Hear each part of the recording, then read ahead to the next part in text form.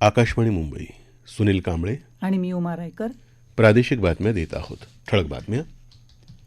संरक्षण खात्याचं नवीन संकुल संरक्षण दलांना मजबूत करणारं तसंच व्यवसायानुकूल वातावरणासाठी पोषक ठरेल असं प्रधानमंत्री नरेंद्र मोदी यांचं प्रतिपादन.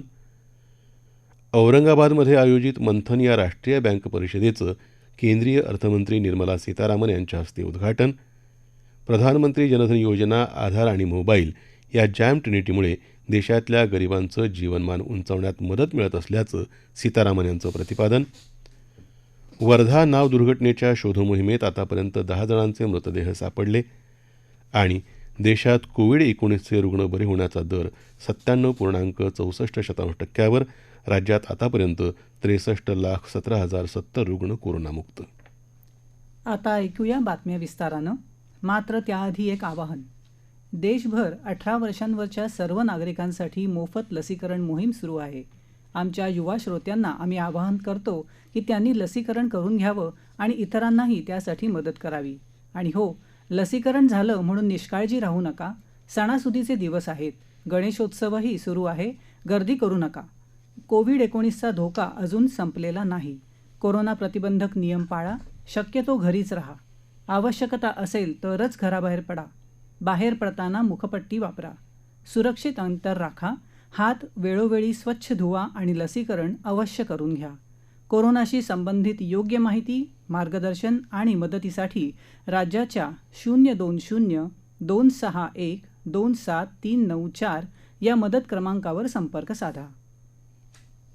संरक्षण खात्याच्या नव्या कार्यालय संकुलाचं उद्घाटन आज प्रधानमंत्री नरेंद्र मोदी यांच्या हस्ते नवी दिल्लीत झालं. हे नवीन संकुल नव्या भारताचं गमक असून संरक्षण दलांना मजबूत करणारं तसंच व्यवसायानुकूल वातावरणासाठी पोषक ठरेल असं प्रधानमंत्री यावेळी म्हणाले. या संकुलाचं बांधकाम 2 वर्षात पूर्ण होणं अपेक्षित होतं. ते केवळ 1 वर्षातच पूर्ण झाल्याबद्दल त्यांनी प्रशंसा केली. अत्याधुनिक सोयीसुविधा उभारतानाच जगण्याला आणि व्यवसायाला हात देणं हाच सेंट्रल व्हिस्टा प्रकल्पाचा उद्देश आहे असं सांगून ते म्हणाले, कोविड काळात या प्रकल्पाने शेकडो हातांना रोजगार दिला. सेनादलांचं आधुनिकीकरण आणि संरक्षणविषयक आत्मनिर्भरता हे प्रधानमंत्र्यांच्या प्रयत्नाचं फलित असल्याचं संरक्षण मंत्री राजनाथ सिंह आपल्या भाषणात म्हणाले. पुढच्या वर्षी प्रजासत्ताक दिनाचं संचलन नवीन सेंट्रल व्हिस्टामध्ये होईल. तसंच संसदेचं कामकाज नव्या इमारतीत सुरू होईल असा विश्वास केंद्रीय नगरविकास मंत्री हरदीप सिंह पुरी यांनी व्यक्त केला. नव्या संरक्षण संकुलात अत्याधुनिकता, ऊर्जा सक्षमता आणि व्यापक सुरक्षितता यांचा मिलाफ पाहायला मिळतो. तिन्ही सेनादलांच्या मिळून 7,000 अधिकाऱ्यांची कार्यालयं या संकुलामध्ये आहेत. प्रधानमंत्री जनधन योजना, आधार आणि मोबाईल या जॅम ट्रिनिटीमुळे देशातल्या गरिबांचं जीवनमान उंचावण्यात मदत मिळत असल्याचं केंद्रीय अर्थमंत्री निर्मला सीतारामन यांनी म्हटलं आहे. त्या आज औरंगाबाद इथं मंथन या राष्ट्रीय बँक परिषदेचं दूरदृश्य प्रणालीद्वारे उद्घाटन केल्यानंतर बोलत होत्या. जनधन योजनेच्या माध्यमातून देशातल्या मुख्य प्रवाहापासून दूर असलेल्या सर्व कुटुंबांचं बँक खातं कोणताही भेदभाव न करता सुरू केलं जात आहे. खातेदारांची ओळख कायम राहावी म्हणून आधार कार्डचा उपयोग होतोय. तर खात्यावर होणाऱ्या प्रत्येक व्यवहाराची माहिती मोबाईलवर संबंधितांना दिली जात आहे. या जॅम ट्रिनिटीमुळे थेट लाभार्थ्यांना कोणत्याही मध्यस्थीशिवाय मदत देता येते. सर्व जनधन खाती आधार क्रमांकाशी संलग्न केली असल्यानं खऱ्या लाभार्थ्यांची ओळख पटवणं सुलभ झालंय. त्यामुळे भ्रष्टाचारालाही आपोआप आळा बसला आहे. त्यामुळे प्रधानमंत्री नरेंद्र मोदी यांच्या सबका साथ, सबका विकास, सबका विश्वास या धोरणाला बळकटी मिळाली आहे असं त्या म्हणाल्या. अलीकडेच वयाची 18 वर्षे पूर्ण केलेल्या सर्वांनी प्रधानमंत्री जनधन योजनेअंतर्गत बँक खातं सुरू करण्याचं आवाहन केंद्रीय अर्थ राज्यमंत्री डॉक्टर भागवत कराड यांनी यावेळी बोलताना केलं. आतापर्यंत 43 कोटीपेक्षा जास्त बँक खाती सुरू झाली असून 80 ते 90% लोकांची बँक खाती सुरू करण्याचं काम पूर्ण झालं आहे. केवळ आकांक्षित जिल्ह्यांमध्ये हे काम बाकी आहे असं कराड यांनी सांगितलं. मुंबई दिल्ली हरित क्षेत्र द्रुतगती महामार्ग 1350 किलोमीटर लांबीचा असून तो जगातला सर्वात जास्त लांबीचा महामार्ग असल्याचं केंद्रीय रस्ते वाहतूक आणि महामार्ग मंत्री नितीन गडकरी यांनी आज सांगितलं. त्यांनी आज राजस्थानमधील दौसा इथं महामार्गाच्या बांधकामाला भेट दिली. त्यानंतर ते वार्ताहरांशी बोलत होते. या महामार्गाचा 374 किलोमीटरचा भाग राजस्थानातून जात आहे. हा महामार्ग रणथंभोर व्याघ्र अभयारण्य तसंच चंबळ अभयारण्यातून जात असल्यानं यावर प्राण्यांसाठी सुरक्षित मार्ग असेल. तसंच मुकुंदरा व्याघ्र अभयारण्याखालून 4 किलोमीटर लांबीचा बोगदाही बनवण्यात येणार असल्याचं ते म्हणाले.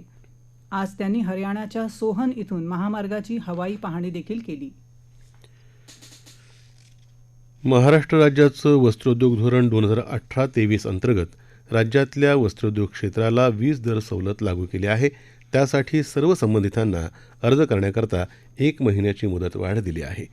ही सवलत मिळण्यासाठी यंत्रमागधारकांनी 2 ऑक्टोबरपर्यंत www.dirtexmah.gov.in या संकेतस्थळावर ऑनलाईन तर 27 अश्वशक्तीखालच्या यंत्रमागधारकांनी ऑफलाईन अर्ज करण्याचं आवाहन वस्त्रोद्योग आयुक्त शीतल तेली उगले यांनी केलं आहे.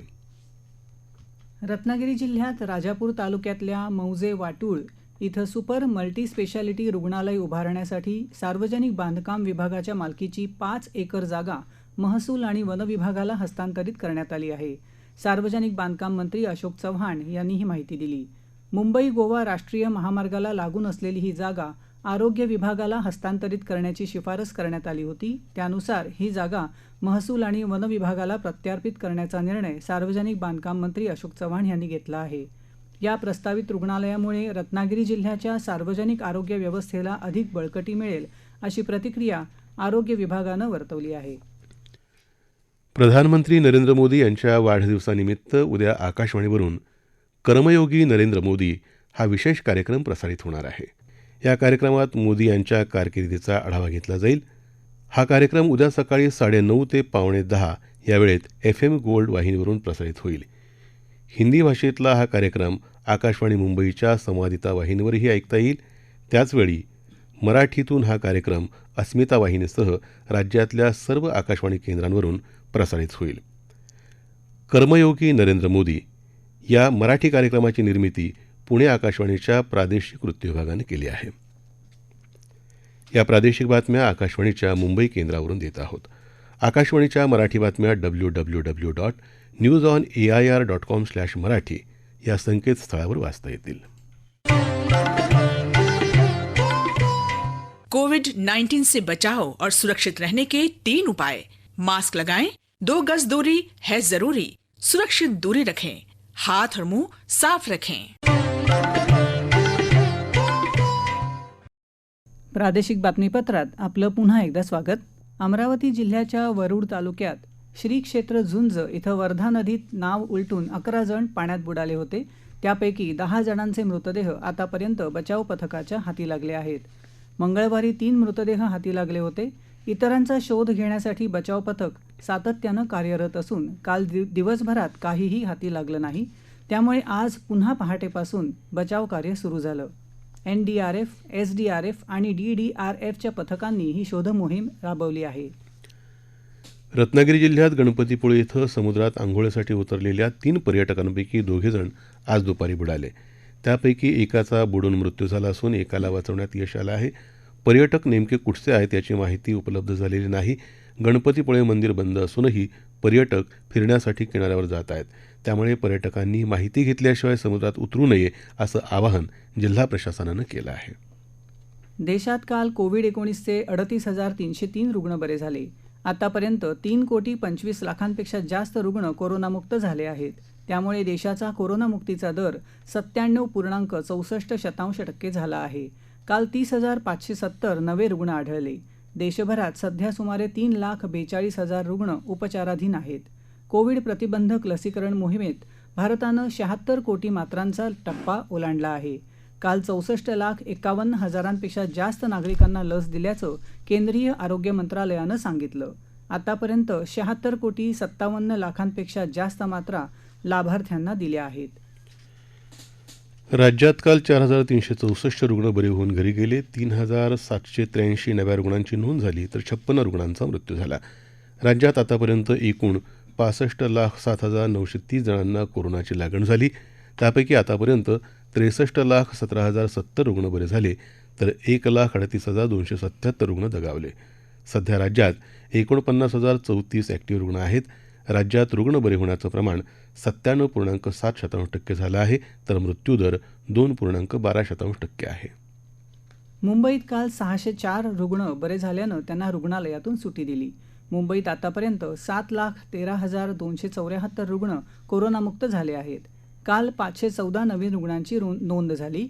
मुंबईत आतापर्यंत रुग्णांची संख्या 7,36,284 झाली असून मुंबईतला रुग्ण दुपटीचा कालावधी 1,277 दिवसांवर आलाय.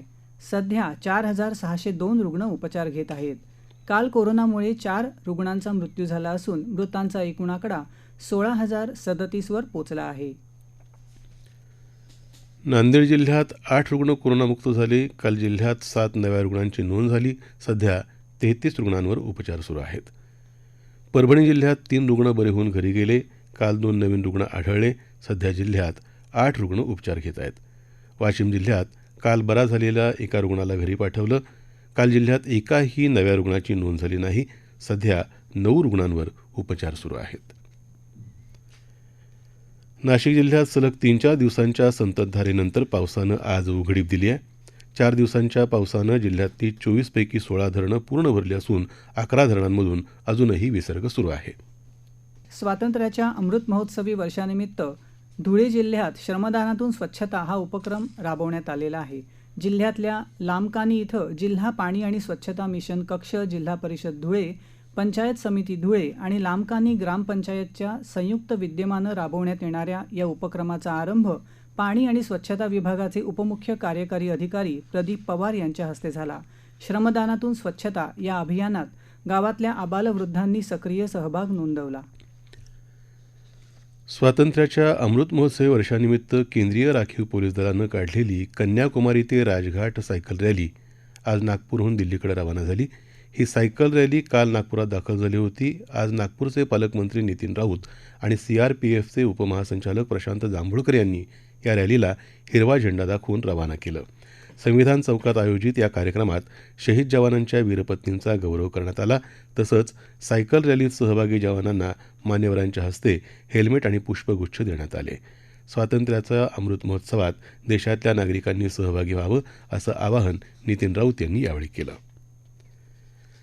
स्वातंत्र्याच्या अमृत महोत्सवी वर्षानिमित्त आकाशवाणी मुंबईच्या प्रादेशिक वृत्त विभागानं विशेष कार्यक्रमांचं आयोजन केलं आहे. ऐकूयात एक आवाहन.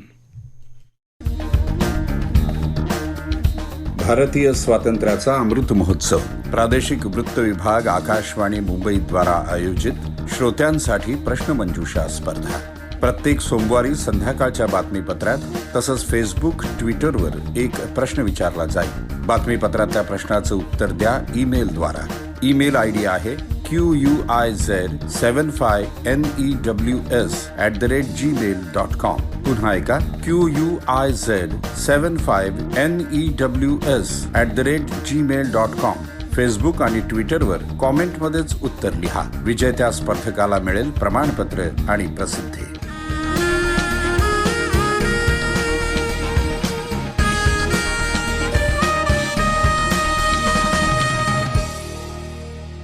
ठळक बातम्या पुन्हा एकदा.